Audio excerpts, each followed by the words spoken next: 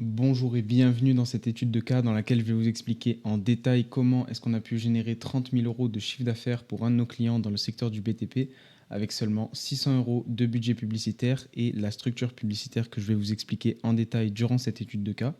Donc je vais vous montrer des exemples de visuels, des exemples de textes publicitaires, un exemple de formulaire. On va voir également le coût par prospect qu'on a eu sur la campagne de ce même client. Et on va voir aussi le secret qui permet de générer jusqu'à 4 fois plus de rendez-vous lorsqu'on diffuse une campagne de publicité sur Meta. Je vous donnerai à la fin aussi quelques astuces pour que vous puissiez diffuser des campagnes de votre côté de la meilleure des manières possibles. Donc pour commencer, il faut savoir que lorsqu'on diffuse une campagne sur Meta, donc Meta ça regroupe Facebook et Instagram, on peut en France toucher jusqu'à 59 millions d'utilisateurs, c'est le nombre d'utilisateurs mensuels qu'il y a sur les deux plateformes réunies.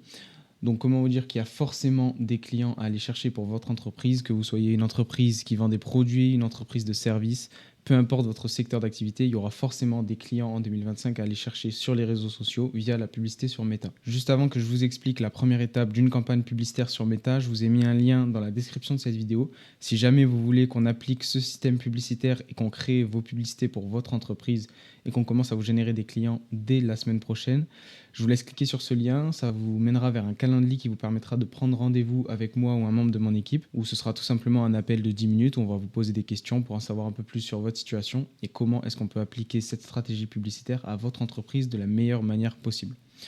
Donc maintenant que ça c'est dit, on va passer à la première étape d'une campagne publicitaire sur Meta, donc ça va être les visuels. Dans le secteur du BTP, il y a 3 grands types de visuels qui fonctionnent particulièrement bien.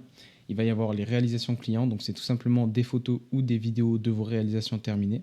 D'expérience, je peux vous dire que les photos qui paraissent un peu plus amateurs fonctionnent mieux en publicité que les photos trop professionnelles. Ça donne un aspect plus authentique à l'entreprise et ça connecte mieux avec les prospects tout simplement. Le deuxième visuel, ça va être les promotions. Donc c'est très utile si vous avez des offres promotionnelles durant le Black Friday, durant Pâques, durant Noël.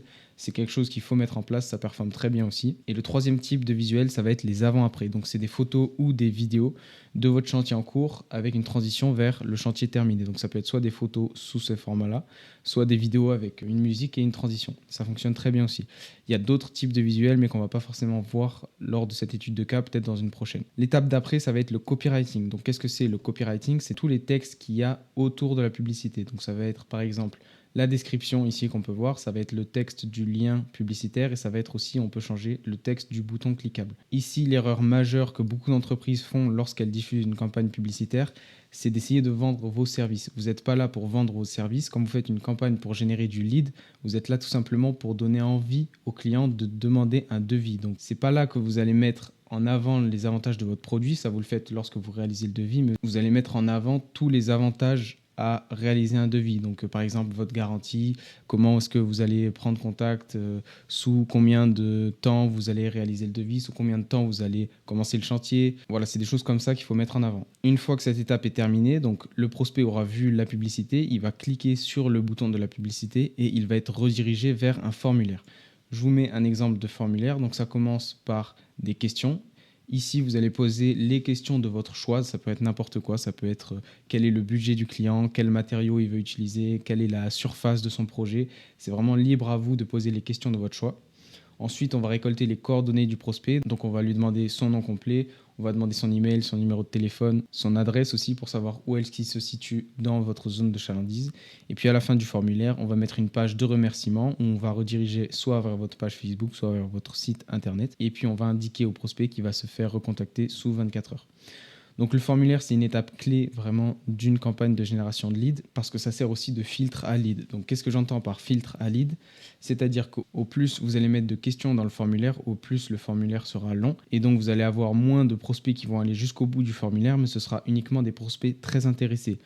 Donc c'est là qu'on peut un peu juger la qualité des prospects. Donc si par exemple vous avez une grosse force commerciale, c'est-à-dire que vous avez plusieurs commerciaux qui sont très bons en vente, on peut se permettre de réduire le nombre de questions pour avoir un gros volume de leads pas forcément très qualifiés. Et inversement, si vous avez une petite équipe commerciale ou que tout simplement ils ne sont pas très bien formés en vente, on peut mettre beaucoup de questions pour avoir des leads un peu plus chers mais extrêmement qualifiés. Sur la campagne d'exemple dont on se sert pour cette étude de cas, on était en moyenne entre 7 et 8 euros de coût par résultat, donc 7 et 8 euros par prospect. Donc pour 600 euros de budget publicitaire, on a eu environ 80 à 90 prospects. Ensuite, l'avant-dernière étape avant la vente, ça va être le rappel. Et c'est ici que la différence se fait et qu'on peut générer jusqu'à 4 fois plus de rendez-vous sur une campagne publicitaire, tout simplement grâce à la vitesse de rappel.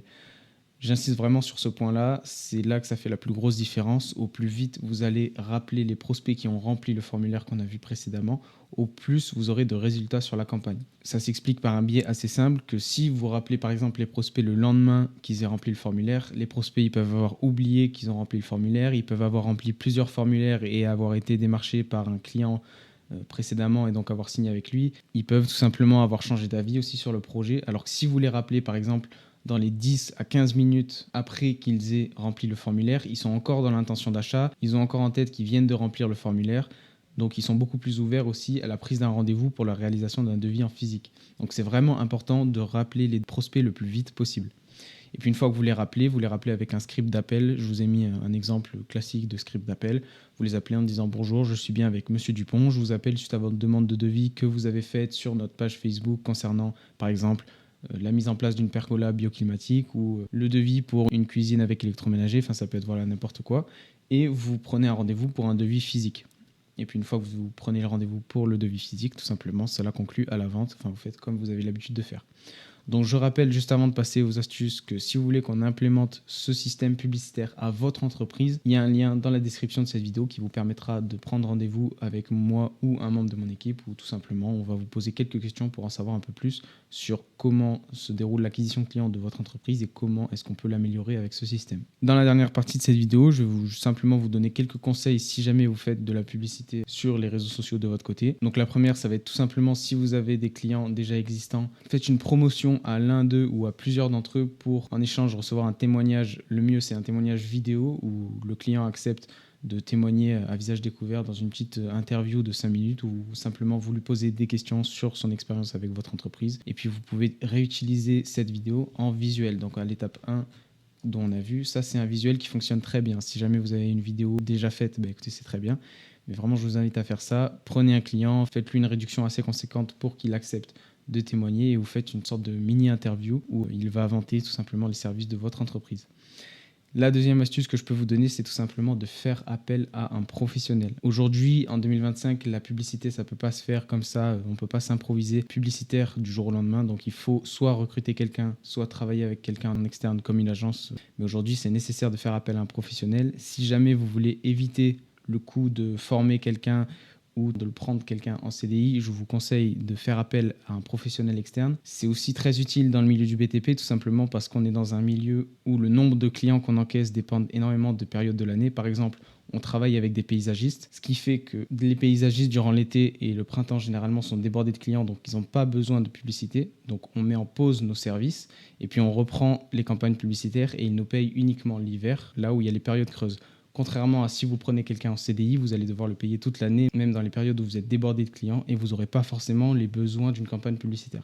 Donc c'est pour ça que c'est plutôt pratique de faire appel à une agence externe. Sur ce, j'espère que je vous aurai apporté assez de valeur dans cette vidéo. Si jamais vous avez des questions sur ce système publicitaire, je vous laisse les poser en commentaire de cette vidéo. J'y répondrai au maximum et puis je regarderai dans tous les cas tous les commentaires pour voir si je peux en aider quelques-uns. On se voit dans une prochaine étude de cas. À bientôt.